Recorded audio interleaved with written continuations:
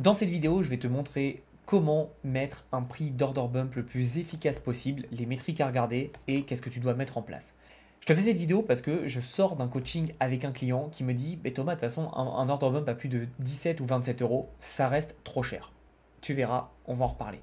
Alors avant tout, si tu ne me connais pas, qui suis-je? Je m'appelle Thomas Joe, ça fait plus de 8 ans que je fais du business en ligne et j'ai généré plus de 3,5 millions avec mes produits digitaux. Tu peux voir tous les trophées derrière moi qui sont très gentiment exposé pour te montrer que je sais de quoi je parle. Et dans cette vidéo, on va parler order bump au sens le plus large. D'accord?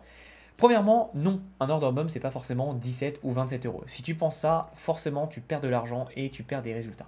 Et je vais te montrer dans cette vidéo, tout simplement, mon meilleur order bump. Donc c'est parti. Donc mon meilleur order bump, donc je vais l'appeler OB, c'est plus simple, order bump, d'accord, qui m'a rapporté grosso modo, j'ai pas les chiffres exacts, mais c'est à peu près 100K. Je crois que c'est un peu plus de 100K, mais grosso modo. Et il coûtait combien? Il coûtait tout simplement 67 euros. Et là, tu vas te dire, waouh, alors déjà, ça casse une croyance, premièrement. Et deuxièmement, tu dois te dire, ok, mais quel était ton produit de base? Si ton produit de base, c'est 1000 euros, ça déconne pas, ça va. Mon produit de base, écoute-moi bien, il était à 97 euros. Donc tu vois que la différence entre mon offre de base et l'order bump, c'était pas énorme. Alors pourquoi c'est possible? Pourquoi ça a marché et surtout à combien cet order bump convertissait? Eh bien, je vais te le donner. Cet order bump convertissait à précisément. Alors peut-être qu'il a baissé, mais la dernière fois que j'ai regardé, il tournait à 43,93%.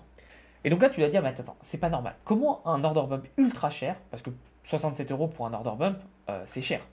Comment ça se fait qu'il fait autant d'argent? Eh bien en fait, c'est simple. Beaucoup de personnes pensent qu'un order bump, c'est il faut un prix spécifique, etc. Non. Comme tous les produits, un order bump, pour qu'il se vende, il faut qu'il y ait une promesse qui soit tellement sexy et qui apporte tellement de valeur que les gens se jettent dessus pour l'acheter. Et je peux t'assurer que quand tu as plus de 45% de tes clients qui achètent ton order bump, ça veut dire que tu es sur un bon coup et que ton order bump est très très bon. Maintenant, pour aller plus loin, je vais te donner les chiffres que moi je préconise. Donc, le premier chiffre que je préconise, c'est, et quoi faire en ce cas-là? C'est déjà, quand tu fais un produit environ à 27 euros, ton order bump, tu ne le mets pas plus cher que 27 euros.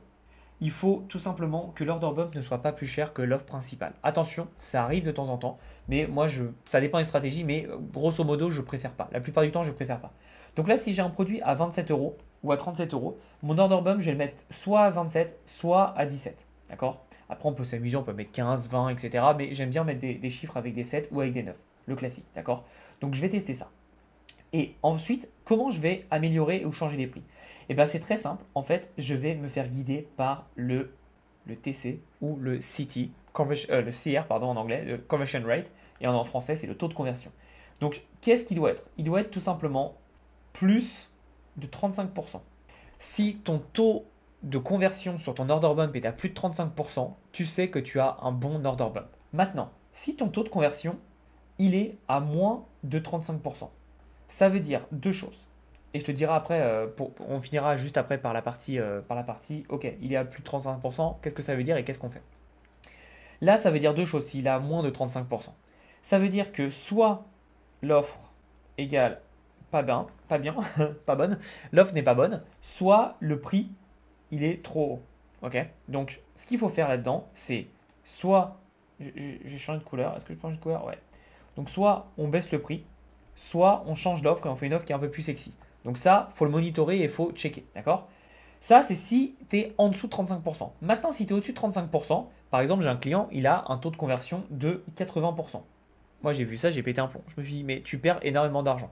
Donc en gros, qu'est-ce qu'il faut faire? Et bien là, il faut tout simplement augmenter le prix. D'accord? Si ton taux de conversion est énorme, ça veut dire que l'offre est très bonne, ça veut dire que l'offre plaît, et donc ça veut dire qu'il faut augmenter le prix parce que à chaque fois qu'il y a une vente et que le prix n'est pas augmenté, c'est de l'argent que toi tu vas perdre. D'accord? Donc voilà ce qu'il faut faire. C'est aussi simple que ça pour pouvoir analyser les prix des taux de conversion, etc. Qu'est-ce qu'il faut faire pour un order bump? Vraiment, il faut que tu comprennes que un order bump, c'est pas on m'a dit, tel gourou marketing m'a dit qu'il fallait pas que ça dépasse tel prix.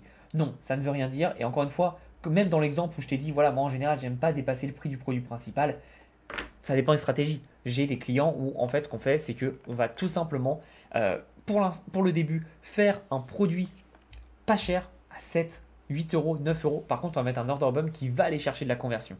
Et là, forcément, on va gagner beaucoup plus d'argent. Mais encore une fois, c'est pas du tout les mêmes stratégies, c'est pas du tout les mêmes visions.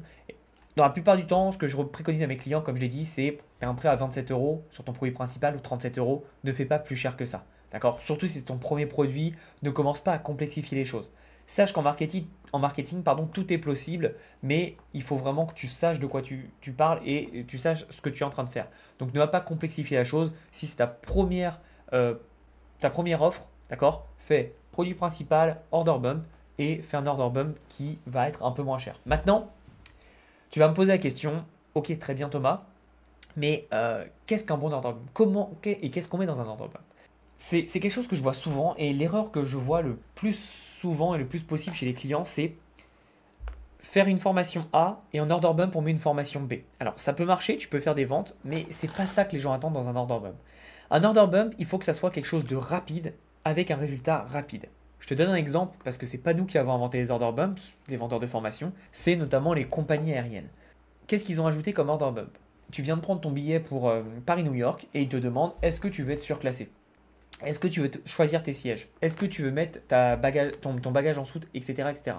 Et ce genre de propositions, avec le petit carré que tu as juste à cocher, ce sont tout simplement des order bumps. Ok? Et ce qu'il faut comprendre, c'est que c'est rapide. Tu cliques, tu coches, tu as le résultat. Si tu revends une formation sur un petit carré, donc le carré de l'order bump, ça va être beaucoup trop compliqué et pas très digeste. Parce que une formation, tu ne peux pas la présenter en 4-5 lignes, qui est la taille à peu près idéale d'un order bump. Il va falloir plus de lignes, il va falloir plus de présentation, donner tout ce qu'il y a dedans, etc., etc. C'est pour ça que moi j'adore donner des choses rapides, concrètes. Ça peut être des listes, meilleures niches, les X ingrédients pour perdre du poids, les 50 recettes pour à faire à la maison facile, ta liste de courses, etc., etc. J'aime bien donner des templates. Ça marche très très bien de donner des templates parce qu'un template, tu n'as pas besoin de l'expliquer. C'est compréhensible. C'est je vais t'aider à faire du contenu sur les réseaux sociaux, mais 1000 templates. Voilà, bon, tu sais de quoi ça parle, tu sais que c'est des templates pour faire du contenu sur les réseaux sociaux. Plein de choses comme ça, des choses qui sont très rapides, très faciles, et puis même pour toi à créer, c'est très très très facile à faire. Mais en mettant en place ce genre de choses, tu vas augmenter ton taux de conversion plutôt que si tu mettais la meilleure formation à un prix pas cher. D'accord? Les gens ont besoin de savoir que tu vas ce qu'ils vont avoir dans un petit texte. Donc si tu n'arrives pas à expliquer ton produit en moins de 5 lignes, tu sais que ce n'est pas le bon produit. Déjà. Après, il y a ChatGPT qui peut t'aider, etc. Mais si c'est pas clair, compréhensible et qu'on voit pas la vraie valeur ajoutée, tu sais exactement ce que tu dois faire et surtout ce que tu ne dois pas faire. Ça, c'est la première chose. La deuxième chose, et non des moindres, c'est que tu peux ajouter aussi une garantie. Tu peux ajouter une livraison. Quand j'avais un site e-commerce, je proposais en order bump une livraison en 2 jours.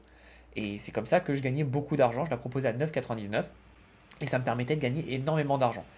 Tu peux proposer également des mises à jour. De base, toutes les mises à jour sont gratuites dans les ventes de formation, mais toi, tu as le droit de proposer, bah voilà, si tu veux les mises à jour à vie, c'est 19 euros en plus par exemple. C'est pas déconnant. Toi, si tu avais en plus prévu de le faire, bah, ça peut te faire rentrer de l'argent. Encore une fois, c'est à tester. Il faut être malin en fait.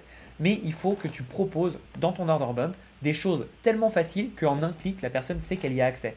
Tu fais un événement, tu vas proposer en order bump un accès VIP. Tu fais une formation, tu vas proposer en order bump peut-être du coaching, peut-être les templates, etc. Bref, tu l'as compris, il faut que ce soit quelque chose qui soit rapide, facile à expliquer et facile pour avoir des résultats. Ma vision globale, c'est un order bump permet entre la personne A qui achète que la formation et la personne B qui achète la formation et l'order bump d'aller beaucoup plus vite. La personne B avec l'order bump va aller beaucoup plus vite. Ça ne veut pas dire que la personne A ne peut pas aller avoir des résultats parce qu'elle n'a pas l'order bump, pas du tout.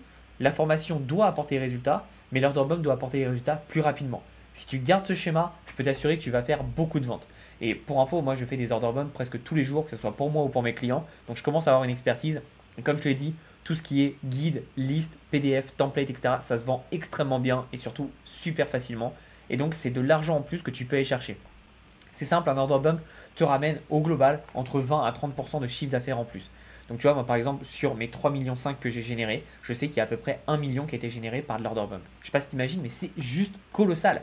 Imagine si je n'avais pas mis d'order bump dans mes business, bah, je me serais assis sur plus d'1 million. C'est con, c'est dommage et surtout c'est facilement réglable. Donc ne fais pas cette erreur, mets des order bump et augmente ton panier moyen. A très très vite et mets ça en place.